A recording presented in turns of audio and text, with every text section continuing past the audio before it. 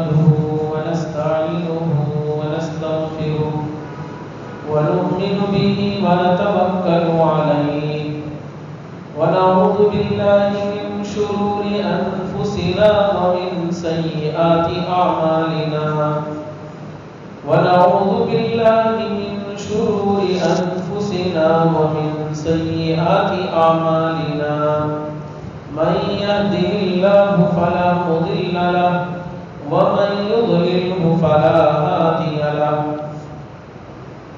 وأشهد أن لا إله إلا الله وحده لا شريك له وأشهد أن سيدنا وسندنا ومولانا محمدا عبده ورسوله صلى الله عليه وعلى آله وأصحابه وأزواجه وبارك وسلم تسليما كثيرا أما بعد فأعوذ بالله من الشيطان الرجيم بسم الله الرحمن الرحيم يا أيها الذين آمنوا إن جاءكم فاسق بنبأ فتبينوا وقال الله تبارك وتعالى فاسألوا أهل الذكر إن كنتم لا تعلمون صدق الله مولانا العظيم اللهم صل على سيدنا محمد وعلى آل سيدنا محمد وبارك وسلم سبحانك لا علم لنا إلا ما علمتنا إنك أنت العليم الحكيم بزرگان کی عزیز طلبہ، قرآن کریم کی ایک آیت سورہ حجرات کی اور دوسری آیت دوسری جگہ کی سورہ انبیاء کی میں نے آپ کے سامنے پڑھی ہے۔ پہلی آیت جو سورہ حجرات کی ہے، اللہ رب العزت اس کے اندر ارشاد فرماتے ہیں یا ایھا الذین آمنوا ان جاءکم فاسق بنبأ فتبینوا، اے ایمان والو، اگر تمہارے پاس کوئی غیر معتبر آدمی کوئی بات لائے، کوئی خبر لائے تو اس کی اچھے طریقے سے تحقیق کر لیا کرو۔ فتبینوا،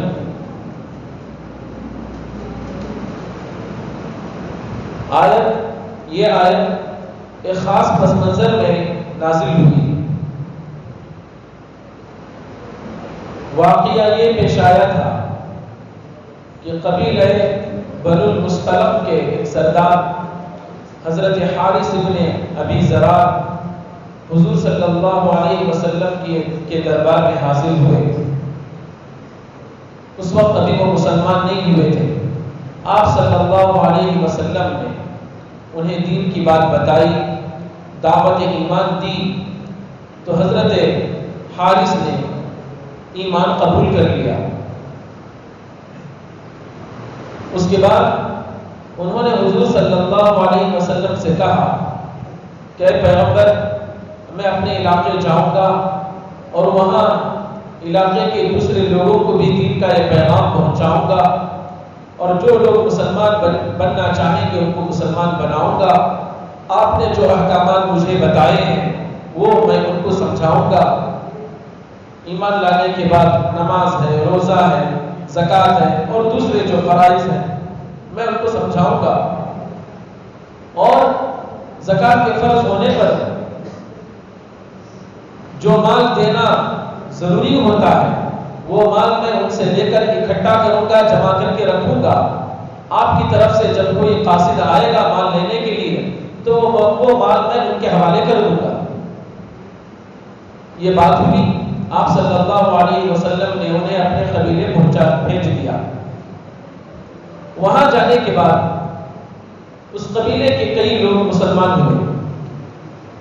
جب موقع ہوا زکوٰۃ کو وصول کرنے کا تو آپ صلی اللہ علیہ وسلم نے مدینے سے حضرت ولید بن عقبہ کو قبیلہ بنو المصطلق بھیجا، یہ کہہ کر کہ وہاں زکوٰۃ جمع ہوگی، وہاں سے زکوٰۃ لے کے آنا۔ حضرت ولید بن عقبہ کی پہلے اس قبیلے والوں سے دشمنی تھی، ادھر قبیلے میں بہت سے لوگ مسلمان ہو گئے، اور سال کے گزرنے پر حضرت حارث بن ابی ضرار نے ان کے پاس مال جمع کر لیا، اور پوری تیاری کے ساتھ وہ موجود تھے کہ مدینے سے جیسے ہی قافلہ آئے گا ہم انہیں یہ مال دے دیں گے، اور یہ مدینہ لے جا کر مدینے کے غرباء میں یہ مال تقسیم کر دیں گے۔ ان کے ذہن میں یہ تھا، اور پوری تیاری وہ کر چکے تھے۔ لیکن مال لینے کے لیے جو صحابی آئے حضرت ولید بن عقبہ، چونکہ ان کی پرانی دشمنی تھی اس قبیلے والوں سے، جب وہ قبیلے کے قریب پہنچے تو انہیں ذرا ڈر ہونے لگا، کہیں یہ مجھے مار نہ دے، کہیں میرے ساتھ یہ غلط حرکت نہ کر دیں، تو ان کو کچھ برا محسوس ہوا، اور وہ واپس مدینہ لوٹ گئے۔ حضور صلی اللہ علیہ وسلم نے ان سے پوچھا کہ کیا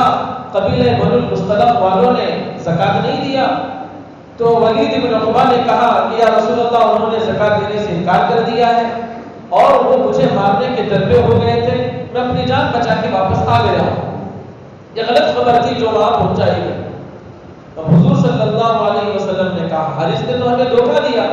وہ تو یہاں ایمان قبول کر کے گئے تھے، اور انہوں نے یہ کہا تھا کہ میں مدینے جاؤں، میں اپنے قبیلے جاؤں گا اور وہاں لوگوں کو ایمان کی دعوت دوں گا، جو حضرات مسلمان ہوں گے ان سے مال اکٹھا کروں گا اور بھیجوں گا مدینے کو۔ یہ تو انہوں نے ہمارے ساتھ دھوکہ دیا، اور جس قاصد کو ہم نے بھیجا تھا ان کو مارنے کے در پہ ہو گئے۔ اس لیے حضور صلی اللہ علیہ وسلم نے صحابہ کی ایک جماعت کو اس قبیلے پر چڑھائی کرنے کے لیے بھیج دیا،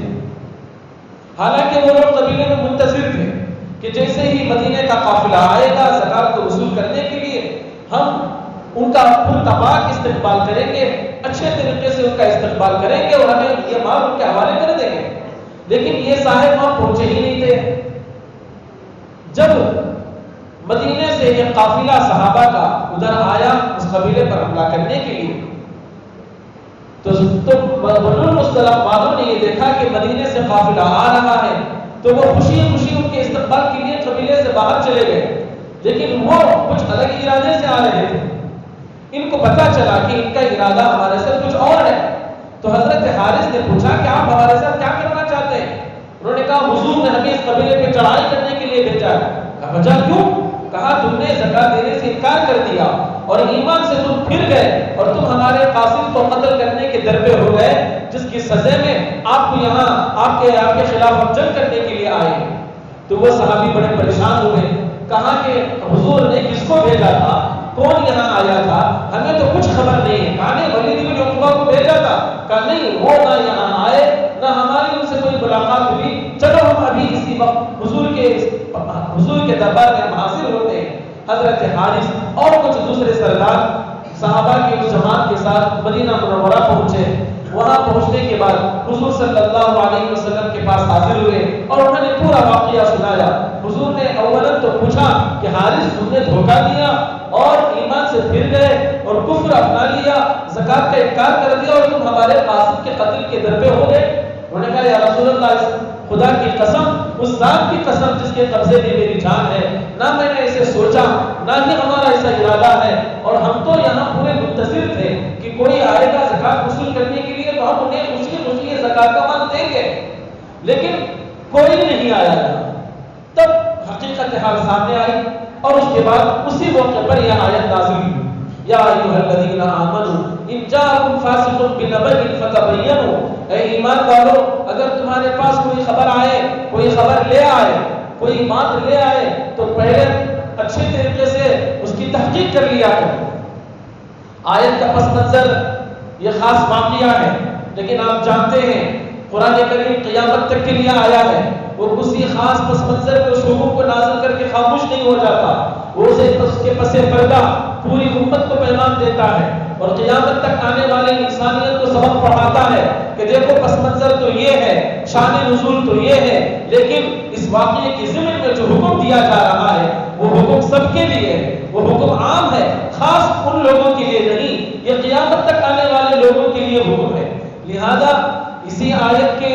کے پس منظر، اسی آیت کے ضمن میں حضرات مفسرین نے لکھا ہے کہ کوئی بھی خبر جب لائے تو پہلے اس کی اچھی طریقے سے تحقیق کر لینا چاہیے۔ حضرت امام ابو بکر الجساس لکھتے ہیں اس آیت سے معلوم ہوا کہ دین کی بات غیر معتبر آدمی سے اگر آئے تو وہ قابل قبول نہیں ہے جب تک کہ اس کی اچھے طریقے سے تحقیق نہ ہو جائے۔ آیت کے پس منظر سے اور اسی طریقے سے مضمون سے آپ کو اندازہ ہو گیا ہوگا کہ اس کے اندر سبق کیا دیا جا رہا ہے۔ آج کا یہ دور، سوشل میڈیا کا دور، ترقی یافتہ دور کہ لوگ چاند پر جانے کی کوششیں کر رہے ہیں اور دنیا اپنی ترقی میں آگے بڑھتی چلی جا رہی ہے، نئی نئی چیزیں وجود میں آ رہی ہیں، اور اس کے ضمن میں سوشل میڈیا کا ایک بہت بڑا جال یہاں سے وہاں تک پھیلا ہوا ہے۔ لوگ بے سند باتیں اور بے بنیاد باتیں شیئر کرتے چلے جا رہے ہیں۔ کوئی ایرا غیرا بیٹھا اور دین کے نام پر کوئی بات بولتا چلا جا رہا ہے اور پوری دنیا اسے بیٹھ کے سن بھی رہی ہے، دوسرے تک وہ بات پہنچا بھی رہی ہے۔ اصل مضمون تو یہی ہے، مجھے بتانا یہی ہے کہ آج کے اس دور میں جو کہ بڑا ترقی یافتہ دور ہے، یقیناً سوشل میڈیا ہمارے کام کا ہے، ہمارے فائدے کا ہے، لیکن اس کو اس کے فائدے کی حد تک محدود رکھا جائے، اس کو اس کی ضرورت کی حد تک محدود رکھا جائے۔ لیکن دیکھا یہ جاتا ہے کہ آج ایسے لوگ سوشل میڈیا پہ آ گئے جو دین کے نام پر اپنے بکواس بنتے ہیں اور لوگ اس کو سنتے بھی جاتے ہیں اور اس کو دوسروں تک پہنچا بھی رہے ہیں۔ یہ نہیں دیکھتے کہ بولنے والا کون ہے، اس کی حیثیت کیا ہے، اس کا علمی مقام کیا ہے، اس کا علمی مقام درجہ کیا ہے، وہ کس مستند ادارے سے پڑھا ہوا آدمی ہے، اس کی صلاحیت کیسی ہے، کیا وہ ٹھیک ٹھاک ہے، دین کے معاملے میں وہ عادل اور ثقہ آدمی ہے۔ اس سلسلے میں کوئی ہماری طرف سے تحقیق نہیں ہوتی، بس ایک خبر آئی اور اس کو دوسرے تک شیئر کر دیا۔ باطل فرقوں کی باتیں آ رہی ہیں، باطل فرقوں کے لوگ بیٹھے اور سوشل میڈیا پہ بول رہے ہیں اور کچھ بیانات کر رہے ہیں، کچھ بولنے والے سامنے کچھ کتابیں رکھ کے بول دے رہے ہیں، لوگ سمجھ رہے بہت بڑے علامہ ہوں گے، دیکھو کتنی کتابیں ان کے سامنے رکھی ہوئی ہیں اور یہ بول رہے ہیں، بہت مستند بات بول رہے ہیں، پورا فتنہ یہاں سے وہاں تک پھیلا ہوا ہے۔ حالانکہ اس سلسلے میں جب سوشل میڈیا کا دور نہیں تھا، پہلے دور کی بات کر رہا ہوں، حدیثیں جو کہ قرآن کی تشریح، قرآن کی تفسیر، دین کی بنیادیں اور اصل شریعت ہیں، اس لیے کہ احادیث بھی قرآن کی تشریح ہے، احادیث کے اندر ہی دین ہے۔ احادیث کے معاملے میں حضرات محدثین کس قدر احتیاط سے کام لیتے تھے، اگر آپ اس کو جاننا چاہتے ہیں، مسلم شریف کا پورا مقدمہ اس سے بھرا پڑا ہے۔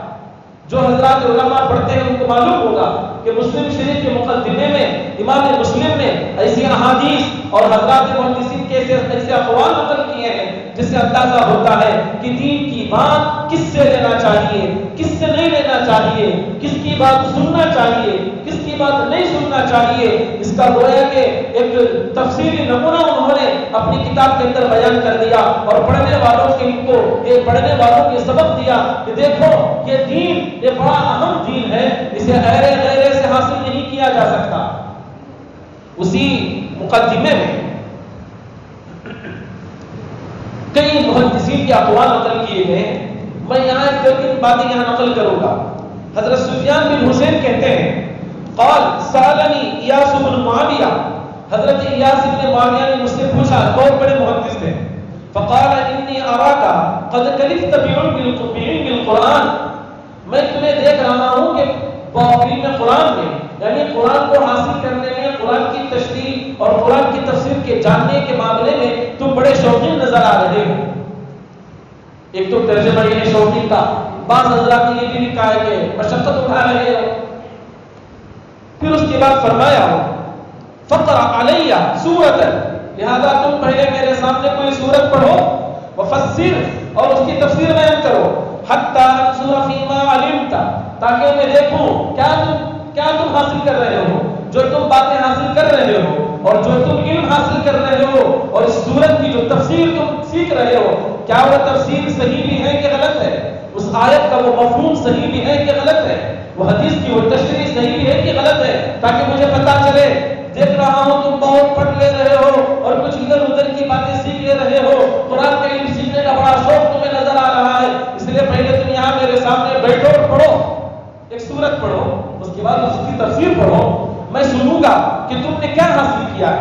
وہ کہتے ہیں قال ففعلت، میں نے ایسا کیا، ان کے سامنے ایک سورت پڑھی اور اس کی کچھ تشریح میں نے کہی. فقال علی، تو حضرت ایاس بن معاویہ نے مجھ سے کہا احفظ علی ما اقول لك ایاک والشناع فی الحدیث، احفظ علی ما اقول لك، جو باتیں میں تمہیں بتانے جا رہا ہوں اس کو یاد رکھو، اور حدیث کے باب میں غلط بیانی سے تم احتیاط کرو، بچو. بے بنیاد باتیں حدیث کے باب میں، بے بنیاد باتیں قرآن کی تفسیر میں، بے بنیاد باتیں دین کے اندر بیان کرنے سے تم بچو، اس لیے کہ بہت بری بات ہے، یہ بڑی گمراہی کی بات ہے. حدیث میں رسول اللہ صلی اللہ علیہ وسلم نے ارشاد فرمایا من کذب علی متعمدا فلیتبوأ مقعدہ من النار، جو میری طرف کوئی غلط بات جان بوجھ کے منسوب کرے گا، جو مجھ پر کوئی غلط بات جان بوجھ کر جھوٹی بات کہے گا، اس کو چاہیے کہ اپنا ٹھکانہ جہنم میں بنائے.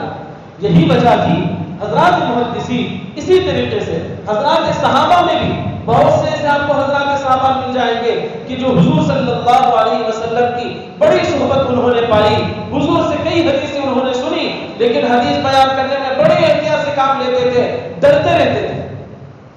حضرت ابوبکر صدیق رضی اللہ تعالیٰ عنہ کس قدر حضور صلی اللہ علیہ وسلم کے ساتھ انہیں صحبت حاصل تھی. آپ صلی اللہ علیہ وسلم کے ساتھ ایک لمبا زمانہ ان کا گزرا اور ایک طویل صحبت انہیں میسر تھی. مکے میں بھی مدینے میں بھی کئی باتیں انہوں نے حضور سے سیکھ رکھی تھی. کسی نے پوچھا حضرت ابوبکر سے آپ تو حضور صلی اللہ علیہ وسلم کے ساتھ طویل صحبت پائے ہیں، لیکن ہم آپ کو دیکھتے ہیں کہ آپ حدیث بیان کرنے میں بڑی احتیاط سے کام لیتے ہیں، کیا بات ہے؟ تو حضرت ابوبکر رضی اللہ تعالیٰ عنہ نے یہی حدیث پڑھی اور فرمایا حدیث میں رسول اللہ نے یہ فرمایا ہے جو میری طرف غلط بات منسوخ کرے گا وہ اس کا ٹھکانہ جہنم میں ہوگا، اس لیے میں احتیاط کرتا ہوں. دیکھیے حضرات صحابہ، حضرات محدثین اور بڑے بڑے مشائخ علماء حدیث بیان کرنے میں، دین کی باتیں بولنے میں اور دین کی باتوں کی تشریح کرنے میں احتیاط سے کام لیتے ہیں تاکہ کوئی غلط بات ہماری طرف سے نہ آ جائے، کوئی غلط بات ہماری طرف سے نہ پھیل جائے اور وہ لوگوں کی گمراہی کا سبب نہ بن جائے. لیکن آج کا ماحول دیکھ لیجیے، سوشل میڈیا پہ بیٹھے ہوئے لوگ اپنی طرف سے جو بات آئی اس کو بولتے چلے جا رہے ہیں. اس میں خوف ان کو یہ بھی نہیں ہوتا کہ سامنے مجمع نہیں ہوتا تو خوف ہی نہیں ہے، مجمع ہوتا ہے تو مجمع کا اثر ہوتا ہے، پڑھے لکھے لوگ بیٹھے رہتے ہیں اور یہ خوف رہتا ہے کہ بھئی کہیں کوئی غلط بات نہیں بول نہ دو اور کوئی مجمع میں مجھ سے پوچھ نہ لے کہ حضرت یہ جو بات آپ بیان کر رہے ہیں کس دلیل کی بنیاد پر بیان کر رہے ہیں، کس نے یہ بات بیان کی ہے، ہو سکتا ہے پوچھ لے، اس لیے مجمع کا خوف ہوتا ہے. لیکن سوشل میڈیا پہ کس کا خوف ہے؟ یوٹیوب پہ ویڈیو اپلوڈ کر دیا، فیس بک پہ کوئی ویڈیو اپلوڈ کر دیا، اس کو مجمع کا کون سا خوف ہے؟ بس بول دیا، اب لوگ سنتے چلے جا رہے ہیں اور شیئر کرتے چلے جا رہے ہیں. بے احتیاطی ہمارے اندر بھی بے احتیاطی ہے، وہ بولنے والے تو بے احتیاط نہیں ہی، لیکن ہم بھی بڑے بے احتیاط ہیں اس معاملے میں کہ ہم کوئی بات آئی اور ہم نے اس کو آگے تک فارورڈ کر دیا. کون بول رہا ہے ہم نے یہ نہیں دیکھا، کیسا آدمی بول رہا ہے ہم نے یہ نہیں دیکھا، اس کے عقائد کیا ہیں، اس کے نظریات کیا ہیں، وہ کس فرقے کا آدمی ہے، کیا وہ اہل سنت والجماعت کا آدمی ہے یا نہیں ہے، کوئی باطل فرقے کا آدمی تو ہے نہیں. آج ایسے لوگ بہت آ گئے ہیں، قادیانیت کے لوگ، اسی طریقے سے دوسرے اور باطل فرقوں کے لوگ بڑے بڑے چینل چلا رہے ہیں اور بڑی بڑی باتیں بول رہے ہیں اور مستقل ان کا چینل چل رہا ہے، لوگ بڑے شوق سے سنتے چلے جا رہے ہیں. کوئی داڑھی منڈا، کوئی دین سے بے دور اور دین کی کوئی اس کے پاس پرواہ نہیں ہے، نہ اس کو خود یہ معلوم ہے کہ کیا چیزیں ضروری ہیں اور کیسا کون سی چیزیں بیان کرنی ہے. بس اس نے کہی وہ بات اور کسی سننے والے کو پسند آ گئی، اسٹیٹس پہ رکھ لیا، آگے کسی کو شیئر کر دیا، فلاں کو شیئر کر رہا ہے، فلاں جگہ پہ بھیج رہا ہے، کسی اور کو بول رہا ہے. ابھی چند دن پہلے کی بات ہے، ہمارے حضرت اقدس دامت برکاتہ بیان فرما رہے تھے کہ حضرت کے کسی رشتہ دار نے یا حضرت کے کسی متعلق نے ایک صاحب کی ویڈیو حضرت کو بھیجی اور بھیج کے حضرت کو فون کر کے کہا کہ حضرت ایک ویڈیو میں آپ کو بھیجا ہوں، بڑی اچھی باتیں اس کے اندر انہوں نے کہی ہیں، آپ ذرا سن لیجیے. کس کو بول رہے ہیں؟ محدث کبیر کو، مفسر عظیم کو، ایک بڑے عالم اور بڑے مفتی کو اور بڑے شیخ کو. ان کو ایک صاحب کسی اور آدمی کا جو کہ نہ عالم ہے نہ مفتی ہے نہ دین کے بعد میں اسے کچھ علم حاصل ہے، بس کچھ پڑھ لیا ہے، کچھ کتابیں پڑھ لیا ہے، معلومات کا ذخیرہ اس کے پاس ہے، اس نے کچھ بات بول دی اور وہ صاحب کو بڑی اچھی لگی اس لیے محدث وقت کو بھیج رہا ہے، ایک بڑے عالم کو بھیج رہا ہے. سنیے بڑی اچھی بات ہے اس کے اندر. حضرت فرماتے ہیں میں نے اس ویڈیو کو دیکھا تو دیکھتا ہوں کہ وہ ایک باطل فرقے کا آدمی ہے اور دین کے متعلق کچھ ایسی بے بنیاد باتیں اس کی طرف سے آ چکی ہیں. خود وہ اس علاقے کے جس ملک کا وہ آدمی رہنے والا ہے اس ملک کے علماء نے اس کے تعلق سے بڑی باتیں کہی ہیں کہ وہ راہ حق سے ہٹا ہوا آدمی ہے. اس کی ویڈیو یہاں حضرت کو شیئر کر دیا انہوں نے. حضرت کہتے ہیں اس کے بعد میں نے ان کو فون کیا اور فون کر کے ان کو سمجھایا کہ کیا یہی دین ہوتا ہے؟ کیا دین یوں واٹس ایپوں میں اور فیس بکوں میں حاصل کیا جاتا ہے؟ اور کیا یوں غلط لوگوں کی باتیں دوسروں کو شیئر کر کے سنائی جاتی ہیں؟ اس لیے یاد رکھیے بیان جو ہوتا ہے، جو بھی بولنے والا ہوتا ہے وہ غذا کی طرح ہے. پیٹ میں جانے کے بعد وہ اپنا اثر ضرور دکھاتی ہے غذا. جو آدمی جیسی غذا کھاتا ہے اس غذا کا اثر اس کے جسم پر ہوگا. لہذا جو جیسے لوگوں کے بیانات سنے گا ویسا ذہن بنتا چلا جائے گا. خیر الگ بات ہے، میں آگے بیان کروں گا. تو یہ کہہ رہا تھا کہ حضرات محدثین کس طرح احتیاط سے کام لیتے تھے. حضرت ابن سیرین کا جملہ مشہور ہے، محدثین نے اس کو کئی جگہ پہ نقل کیا ہے. امام ابن سیرین فرماتے ہیں تابعین میں سے ہیں، بڑے تابعین میں سے ہیں. امام ابن سیرین نے فرمایا ان هذا العلم دین فانظروا عمن تاخذون دینکم. یہ علم حدیث جو کہ قرآن کی تشریح ہے، جو قرآن کی تفسیر ہے، جو قرآن کے علوم ہے اور دین کا مغز ہے اور اصل دین ہے، شریعت کا مدار ان حدیث پر ہے. یہ علم حدیث خاص عنوان، لیکن اس سے متعلق ساری چیزیں حدیث سے جڑی ہوئی. ان هذا العلم دین، یہ علم حدیث دین اسلام ہے، یہ دین کا حصہ ہے، یہ کوئی الگ چیز نہیں ہے، یہ دین کا حصہ ہے. ان هذا العلم دین فانظروا عمن تاخذون دینکم. ذرا اچھے طریقے سے دیکھ لیا کرو کس سے تم علم حاصل کر رہے ہو، یہ علم تم کس سے لے رہے ہو، یہ دین کی باتیں تم کس سے سن رہے ہو، یہ علوم و معارف کی باتیں تم کس سے سن رہے ہو. ذرا اچھے طریقے سے دیکھ لیا کرو. کہیں کوئی بولنے والا غلط آدمی تو نہیں ہے، کہیں کوئی بولنے والا غلط فرقے کا آدمی تو نہیں ہے، کہیں کوئی بولنے والا غلط نظریات کا آدمی تو نہیں ہے. یہ اچھے طریقے سے دیکھ لیا کرو. انہی امام ابن سیرین کا ایک دوسرا مقولہ ہے، وہ فرماتے ہیں قال، امام ابن سیرین نے فرمایا لم یکونوا یسألون عن الاسناد. حضرات محدثین وہ پہلے سندوں کے بارے میں نہیں پوچھا کرتے تھے. پہلے سند کا سلسلہ چلتا تھا محدثین میں کہ انہوں نے جن سے علم حاصل کیا ہے وہ اپنے سند بیان کرتے تھے. اس کڑی کو کہتے ہیں سند، جس میں جو حضور صلی اللہ علیہ وسلم سے اس حدیث بیان کرنے والے محدث تک وہ جو سلسلہ اور چین چلتی ہے اس کو کہتے ہیں سند. تو پہلے حضرات محدثین سند کے بارے میں زیادہ تحقیق سے کام نہیں لیا کرتے تھے، اس لیے کہ فتنے کم تھے، لوگوں میں گمراہی کم تھی، لوگوں میں دینداری زیادہ تھی، لوگوں کے اندر اللہ کا خوف، اللہ سے ڈر، اللہ کی یہاں جواب دہی کا احساس، اللہ کے سامنے کھڑے ہونے کا احساس، حضور صلی اللہ علیہ وسلم کی طرف غلط باتیں منسوخ نہ کرنے کا ڈر، یہ ساری چیزیں خیر القرون میں بہت تھی، جس کی وجہ سے سندوں کے تعلق سے زیادہ احتیاط، زیادہ سوچ بچار کرنے یا اس کے تعلق سے تحقیق کرنے کی ضرورت نہیں تھی. تو حضرات محدثین کوئی بڑا محدث، کوئی بڑا عالم، کوئی بڑا تابعی کوئی حدیث بیان کرتے سب سن لیتے تھے. اسی کو فرمایا امام ابن سیرین نے لم یکونوا یسألون عن الاسناد. پہلے حضرات محدثین سندوں کے بارے میں پوچھا نہیں کرتے تھے. فلما وقعت الفتنہ، پھر جب فتنہ واقع ہو گیا، اب فتنے سے خواب و فتنہ جو بڑے بڑے واقعات اس زمانے میں پیش آئے وہ مراد لیں، یا یہ کہ دلوں کے اندر فتنہ پیدا ہو جائے یہ مراد لیں، کہ دلوں کے اندر خدا سے دوری آ گئی، کہ لوگوں کے یہاں سے اللہ کا ڈر ختم ہو گیا اور اللہ تعالیٰ کے سامنے جواب دہی کا احساس ختم ہو گیا، لوگ منمانی بکنے لگ گئے اور جو جی میں آیا بولنے لگ گئے. اس طریقے سے جب فتنے شروع ہو گئے، باطل فرقے والے اپنے باطل فرقے کو تقویت پہنچانے کے لیے اپنی طرف سے حدیثیں گھڑ گھڑ کے بیان کرنے لگے، دین کے تعلق سے اپنی طرف سے باتیں گھڑ گھڑ کے بیان کرنے لگے، جیسا کہ اس زمانے میں ہوا. ایسے کئی واقعات ہوئے. ایک محدث کہتے ہیں کہ ہمارے استاد کے سامنے ایک طالب علم نے، ایک حدیث پڑھنے والے نے ایک حدیث پڑھی اور اس نے ایک سند بیان کیا. اور سند بیان کرنے کے بعد یہ کہا کہ میں نے سند کے اندر انہوں نے یہ کہا کہ میں نے فلاں عالم سے فلاں محدث سے حدیث لی ہے، انہوں نے فلاں محدث سے حدیث لی ہے، انہوں نے وہ جو سٹائل اور جو سند کا سلسلہ تھا اس کو بیان کیا، بیان کرنے کے بعد انہوں نے حدیث پڑھی، تو وہ راوی روایت کرنے والے بیان کرنے والے یہ کہتے ہیں کہ ہمارے استاد آئے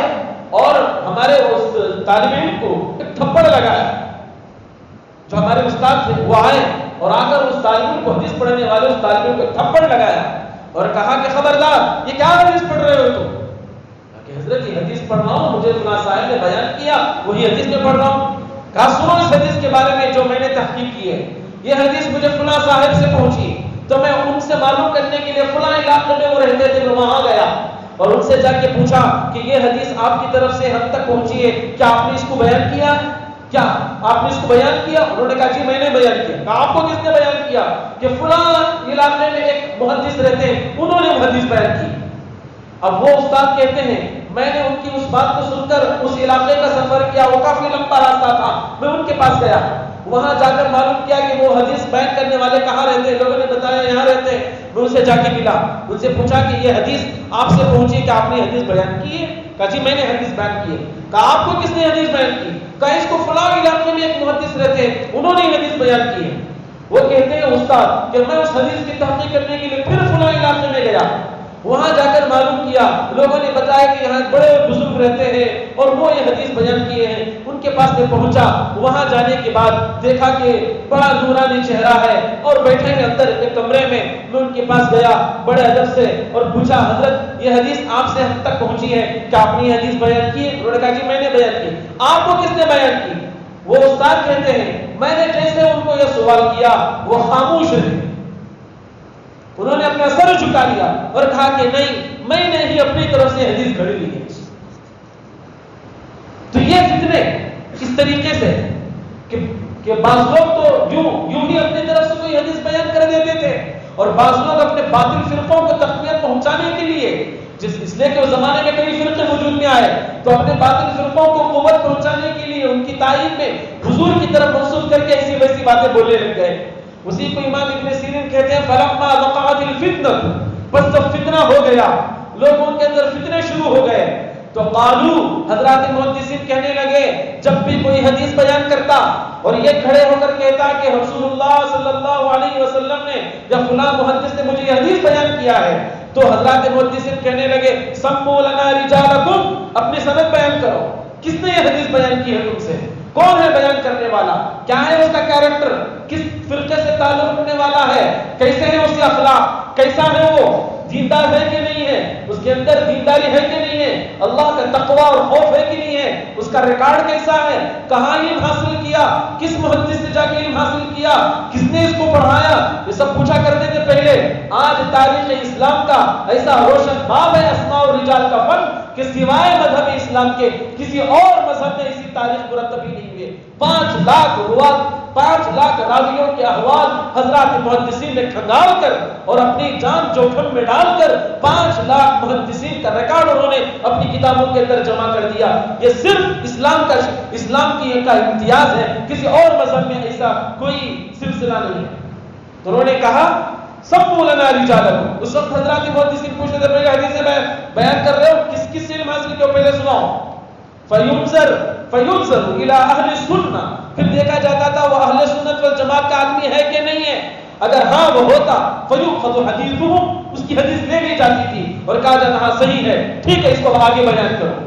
وینظر الی اہل البدع، اور یہ دیکھا جاتا تھا کون سے فرقے کا آدمی ہے، اگر وہ باطل فرقے کا آدمی ہے اور جن سے اس نے علم حاصل کیا ہے وہ بھی باطل فرقے کے آدمی ہیں، فلا یؤخذ حدیثہم، ان کی حدیث نہیں لی جاتی۔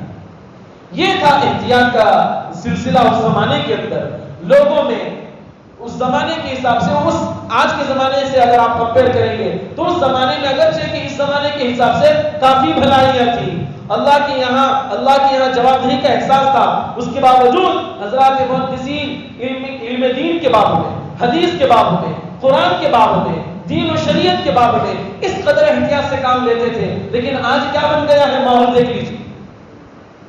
آج کوئی احتیاط نہیں کر رہا، بولنے والا بھی احتیاط نہیں کر رہا ہے، سننے والے بھی احتیاط نہیں کر رہے ہیں، بس بے تحاشا منہ میں کوئی بات آ گئی بول دیا اور اس کو شیئر کرنے والے شیئر کرتے چلے جا رہے ہیں۔ اس میں احتیاط کرنے کی ضرورت ہے، ورنہ کیا ہوگا؟ ورنہ باطل فرقے والے اپنی بات بولتے رہیں گے اور ہم اس کو سنتے رہیں گے، دوسروں کو سناتے رہیں گے۔ اس کا نتیجہ یہ ہوگا کہ گمراہی پھیلے گی، لوگوں میں گمراہی عام ہوگی، ان چیزوں کو لوگ برا نہیں سمجھیں گے، گمراہیاں پھیلتی چلی جائیں گی، عقیدے برباد ہوتے چلے جائیں گے، اعمال برباد ہوتے چلے جائیں گے۔ وہ حدیث یاد کیجئے جس میں رسول اللہ صلی اللہ علیہ وسلم نے ارشاد فرمایا کہ قیامت کے قریب ایسا زمانہ آئے گا کہ اللہ تعالیٰ، رسول اللہ صلی اللہ علیہ وسلم ارشاد فرماتے ہیں کہ علم دین اٹھا لیا جائے گا، قیامت کے قریب علم دین اٹھا لیا جائے گا۔ تو ایک صحابی نے حضور صلی اللہ علیہ وسلم سے پوچھا، یا رسول اللہ، ہم حافظ ہیں، ہم عالم ہیں، ہم نے آپ سے علم حاصل کیا، قرآن کا علم حاصل کیا، حدیث کا علم حاصل کیا، ہم اپنی اولاد کو پڑھائیں گے، وہ اپنی اولاد کو پڑھائیں گے، اس طرح یہ سلسلہ چلتا رہے گا، تو پھر یہ علوم اور یہ دین و شریعت کی باتیں یہ کیسے اٹھا لی جائیں گی؟ یہ علم کیسے اٹھا لیا جائے گا؟ تو حضور صلی اللہ علیہ وسلم نے فرمایا ان صحابی سے کہ میں تو تجھے بڑا عقل مند سمجھتا تھا، تو میری اتنی چھوٹی بات نہیں سمجھ پایا۔ اس کے بعد حضور نے فرمایا، کیا یہ یہود و نصارہ، کیا وہ اپنے بچوں کو اپنی کتاب پڑھا نہیں رہے ہیں، آسمانی کتاب؟ کیا بائبل، توریت و انجیل ان کے پاس نہیں ہے؟ کیا وہ اپنے بچوں کو، کیا وہ خود پڑھ نہیں رہے ہیں یا اپنے بچوں کو پڑھا نہیں رہے ہیں؟ وہ بھی تو پڑھ رہے ہیں، وہ بھی تو پڑھا رہے ہیں، تو کیا پھر ان کے پاس ان کا دین رہ گیا؟ کیا ان کے دین کے اندر غلط باتیں پیدا نہیں ہو گئی؟ کیا ان کا دین برباد نہیں ہو گیا کہ بے بنیاد باتیں اس کے اندر نہیں آ گئی؟ کیا وہ گمراہ نہیں ہو گئے؟ تو انہوں نے کہا جی یا رسول اللہ، گمراہ ہوئے۔ تو پھر اسی طرح اللہ تعالیٰ علم دین حاصل کرنے والے لوگ علماء کو اٹھا لیں گے، علماء کو اٹھا لیں گے، تو جاہل قسم کے لوگ یہ دین کی باتیں بولنے لگ جائیں گے،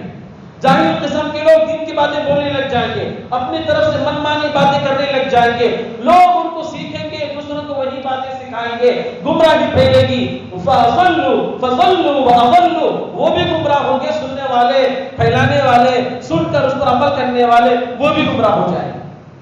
یہ ایسا زمانہ آئے گا، آج دیکھنے کو ایسا مل رہا ہے کہ لوگوں میں ایسی بے بنیاد باتیں چل رہی ہیں اور ہم بھی اس کو سن کے پھیلا رہے ہیں۔ اس کا نتیجہ جیسا کہ بتایا یہ ہوگا کہ گمراہیاں پھیلتی چلی جائیں گی، عقیدہ بگڑتا چلا جائے گا، لوگ سوشل میڈیا کو دیکھ دیکھ کے کوئی ختم نبوت کا منکر بن گیا ہے اور کوئی آ کے سوشل میڈیا پہ بول دیا میں مہدی آ گیا ہوں، اب بس سننے والا مہدی آ گئے ہیں کر کے عقیدہ بگاڑ لیا۔ اور اسی طریقے سے اس طرح باطل فرقے جو وجود میں آ رہے ہیں، اس کا سب سے بڑا ذریعہ آج کا یہ سوشل میڈیا ہے۔ اس لیے ہمیں احتیاط کرنے کی ضرورت ہے، ہم کس کی بات سن رہے ہیں، کون ہے یہ بیان کرنے والا، کون ہے یہ حدیث بیان کرنے والا، یہ دین کی باتیں بولنے والا کون ہے، اس کا عقیدہ کیسا ہے، اس نے کس جگہ سے علم حاصل کیا ہے، کیا کوئی مستند ادارے سے اس نے علم حاصل کیا ہے، اور کیا یہ خود دیندار ہے یا کیا یہ خود حدیث کے باروں میں یا دوسرے باتوں میں اور خود اپنے اعمال کے معاملے میں احتیاط سے کام لیتا ہے نہیں لیتا۔ یہ ساری چیزیں دیکھنے کی ضرورت ہے، ورنہ نتیجہ وہ ہوگا جیسا کہ آج ہو رہا ہے کہ لوگوں میں بے دینی پھیلتی چلی جا رہی ہے، گمراہیاں پھیلتی جا رہی ہیں۔ اس لیے اس سلسلے میں احتیاط کرنے کی ضرورت ہے۔ اللہ تعالی ہمیں ان باتوں پر توجہ دینے کی اور اس پر غور و فکر کرنے کی اور اس کے مطابق عمل کرنے کی اللہ ہمیں توفیق عطا فرمائے۔ آمین وآخر دعوانا الحمدللہ رب العالمین۔ کہ کل بروز ہفتہ بعد نماز مغرب سے اتوار کے دن صبح 7 بجے تک ہمارے جامعہ میں حضرت اقدس دامت برکاتہ کی ماہانہ اصلاحی مجلس ہوتی ہے، بڑی نورانی مجلس ہوتی ہے۔ دلوں کو سدھارنے، دلوں کو سنوارنے، اپنے اخلاق کو سنوارنے کا ایک اچھا موقع ہوتا ہے۔ بزرگوں کی باتوں کا اثر دلوں پہ رہتا ہے۔ اکبر الہ آبادی نے صحیح کہا تھا، نہ کتابوں سے، نوازوں سے، نظر سے پیدا دین ہوتا ہے، بزرگوں کی نظر سے پیدا۔ یہ بڑا اچھا موقع ہوتا ہے، آپ حضرات شرکت کرنے کی کوشش کریں اور اپنے ایمان کو جلا بخشنے اور اس کو تازگی بخشنے کا ایک اچھا موقع ہے، اس سے فائدہ اٹھائیں۔ آمین وآخر دعوانا الحمدللہ۔